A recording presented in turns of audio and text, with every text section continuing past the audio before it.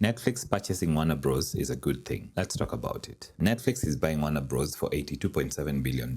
This deal means Netflix is acquiring Warner Bros. Films and TV studios. That's New Line and DC Studios. This also includes stuff like HBO and HBO Max streaming. What that means is Netflix now owns stuff like Game of Thrones, The Last of Us, Harry Potter, all these franchises. However, online, there has been negative reactions to this, with arguments saying this gives too much power to Netflix. The too much power argument could be valid. However, let's talk about why this is a good deal for a Kenyan or for anyone outside the American bubble. One of the hardest things about entertainment in the world right now is access. For example, in Kenya, if you're a fan of the Marvel Cinematic Universe, accessing these shows and these stories and these movies is very hard. So piracy is on the high on that, and you can't stream this content because it's on Disney Plus, which is not available in the Kenyan market. There are many other franchises that are not available in the Kenyan market. HBO is available in 35 territories across the world, and Kenya is not one of those. Many countries can't access all that content. However, Netflix is a very big distributor. I remember in 2016, Netflix announced it was expanding globally to 130 territories in one day. So Netflix having that worldwide distribution ensures that content will reach more people. So if you wanted to watch Game of Thrones, all these franchises that now fall under Netflix are now accessible, or will be more accessible,